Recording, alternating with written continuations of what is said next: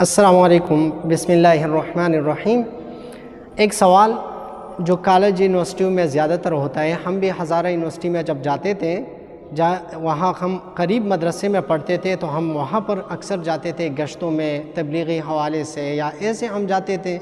تو وہاں پر بھی ہماری اوپر عجیب طرح سوال ہوتے تھے کہ جب ایسے سوالات بھی آ جاتے کہ اللہ نے نبی کو نعوذ باللہ کیوں بھیجا؟ جب قرآن تھا، قرآن اللہ ہمیں دے دیتا، ہمیں معلوم ہو جاتا اور ہمیں یہ بھی معلوم ہوتا کہ اللہ موجود ہے اور اللہ نے یہ ساری دنیا زمین آسمان اللہ نے بنائے ہیں، ہمیں معلوم ہو جاتا۔ تو اس سوال کا بھی میں نے پوری وضاحت سے اس پہ بات کی ہے۔ لیکن ادھر ایک سوال، ابھی یہ سوال بہت زیادہ تھے کہ غیر مسلم بھی کرتے ہیں، مسلم بھی کرتے ہیں، جس کے ذہن میں تھوڑا سا دنیا اس پہ حاوی ہو جائے اور دنیا کی چیزیں ان کے ذہنوں میں زیادہ تر آ جائیں اور شبہات اور یہ چیزیں ان کے ذہنوں میں زیادہ تر آ جاتے ہیں، تو پھر انسان کے ذہن میں عجیب طرح سوال آتے ہیں۔ تو یہ سوال زیادہ تر لوگ کرتے ہیں کہ قبر میں عذاب کیوں ہے؟ ٹھیک ہے، قبر میں عذاب کیوں ہے؟ جب قیامت کا دن اللہ نے رکھا ہے تو قیامت سے پہلے عذاب کیوں دیتے ہیں اللہ؟ یہ سوال کرتے ہیں۔ تو اس کا تو میں آسان سی، پہلے تو قرآن کی آیات پہ آ جائے، 185 نمبر آیات، سورہ نمبر 3، کل نفس ذائقۃ الموت، کہ ہر ذی روح نے موت کا مزہ چکھنا ہے۔ تو ہر بندے کو، ہر جو سانس لیتا ہے ان کے لیے موت آنا ہی ہے، اور جو پھر آگ سے بچا قیامت کے دن اور جنت میں داخل ہو گیا تو کامیاب ہے۔ تو ادھر میں آپ کو سمجھا رہا ہوں اس سوال کا۔ ایک ہوتا ہے ٹیسٹ، جب یونیورسٹیوں میں، کالجوں میں آپ جاتے ہیں نا تو ٹیسٹ لیتے ہیں، ویکلی ٹیسٹ ہوتا ہے، یا آپ کو ایسے کہتے ہیں کہ ماہانہ ٹیسٹ ہوتا ہے۔ تو اور ایک ہوتا ہے میڈ ٹرم، ٹھیک ہے، اور ایک ہوتا ہے فائنل ایگزام۔ تو ادھر انسان سوچے کہ ٹیسٹ میں جب آپ غلطی کرتے ہیں، ٹیسٹ میں انسان جب غلطی کرتے ہیں اسکول میں، کالج میں، تو ان کو سزا ملتے ہیں، تو ان کو یعنی وہاں پر چھوٹا موٹا سزا ان کو مل جاتا ہے۔ ایک ہوتا ہے میڈ ٹرم، ٹھیک ہے، میڈ ٹرم میں بھی آپ کو اسی طرح ایک یعنی ٹیسٹ ہوتے ہیں، ایک میڈ ٹرم ہوتے ہیں اور ایک ہوتا ہے فائنل ایگزام۔ تو میڈ ٹرم میں انسان جب غلطی کرتے ہیں اور اس سے پیپر فیل ہو جاتا ہے تو ان کو اس پرچے میں دوبارہ بٹھانا ہوتا ہے اور ان کے پڑھنا ہوتا ہے دوبارہ اس نے وہ پیپر دینا ہے، تو ایک سزا وہاں پر بھی ان کو ملتا ہے۔ ایک ہوتا ہے فائنل ایگزام، جب اس میں انسان فیل ہو جاتا ہے تو ان کے لیے سزا تو بہت بڑی ہوتی ہے، پھر ان کو دوبارہ اسی کلاس میں بٹھایا جاتا ہے، یعنی فیل ہو جاتے ہیں تو اسی کلاس میں ایک سال اس کا ضائع ہو جاتا ہے۔ تو پھر سزا ادھر کیوں ملتا ہے ٹیسٹ میں اور میڈ ٹرم میں کیوں ملتا ہے؟ تو فائنل ایگزام میں ملنا چاہیے تھا نا، تو ٹیسٹ میں کیوں ملتے ہیں اور میڈ ٹرم میں کیوں ملتا ہے؟ تو اسی طرح اللہ نے قیامت کے دن جب انسان کو یا تو سزا ملے گا یا جزا ملے گا، لیکن 3 جگہ انسان کو سزا ملتے ہیں، 3 جگہ، بعض کو 1 جگہ ملتے ہیں، بعض کو 2 جگہ ملتے ہیں، بعض کو 3 جگہ۔ تو 3 جگہ کیا ہے؟ ایک ہے دنیا، بعض انسان کو دنیا میں سزا ملتا ہے، ٹھیک ہے، لیکن یہ نہیں ہے کہ وہ اس میں آخرت میں عذاب نہیں ہے، وہ اللہ جانے، اللہ کے لیے، یعنی اللہ جس کو چاہے جنت میں ڈالے تو کوئی پوچھنے والا نہیں، جس کو چاہے جہنم میں ڈالے کوئی پوچھنے والا نہیں۔ لیکن ادھر یا تو اس کو دنیا میں سزا ملتے یا برزخ میں، یعنی جو قبر کی زندگی ہے، اور یا آخرت میں قیامت کے دن۔ لیکن اس میں یہ ہوتا ہے نا کہ دنیا میں یا تو انسان کو 100% جب سزا ملتا ہے، 100%، یعنی 100% ان کو سزا ملنا ہے، پھر صاف ہو کر پھر جنت میں جانا ہے، تو ان کو ہو سکتا ہے یہاں 10% مل جائے، ٹھیک ہے، ادھر اس کو 10% مل جائے، ٹھیک ہے،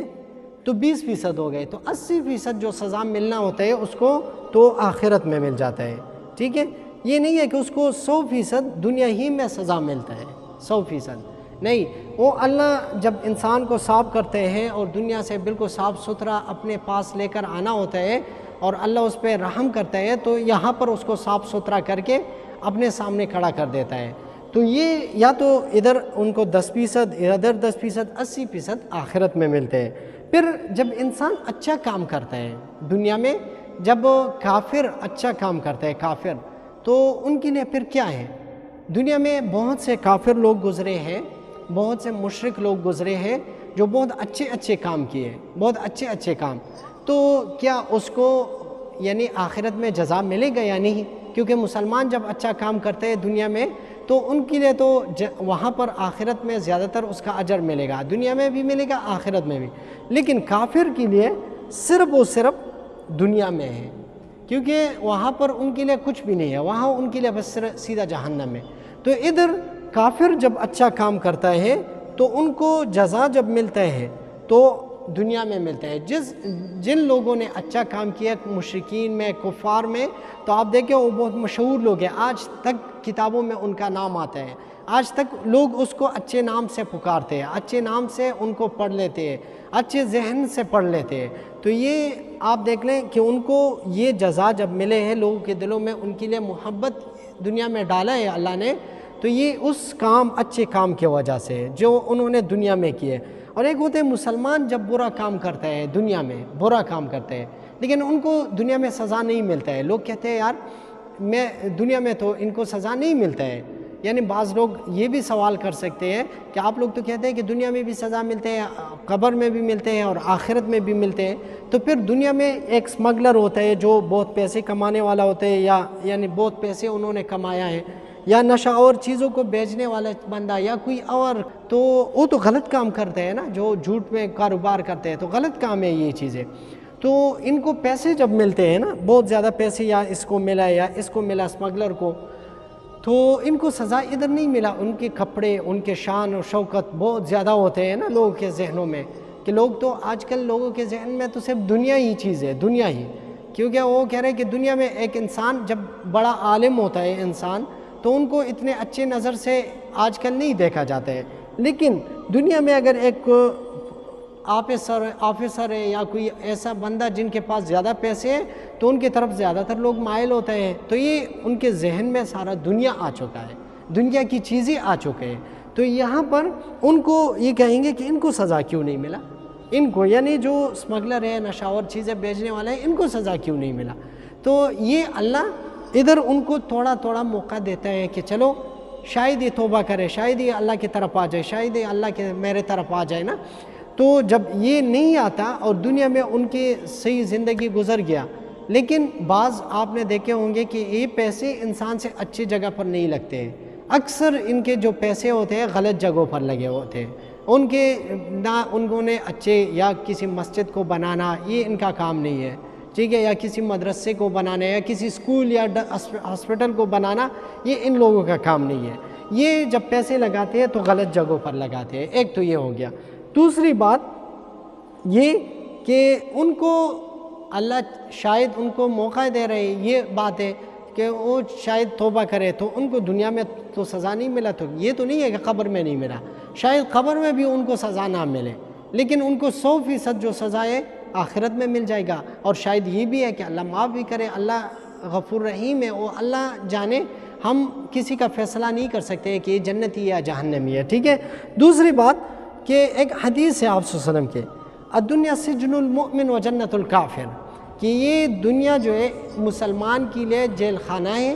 اور کافر کے لیے جنت ہے، لیکن اس کا تو ظاہری معنی یہ ہے، لیکن ان کا جو امام کرخی رحمۃ اللہ علیہ، جو امام حسین رضی اللہ تعالیٰ عنہ کے خاندان میں یعنی ان کے نواسوں میں ہے، آپ صلی اللہ علیہ وسلم کے نواسوں میں ہے، تو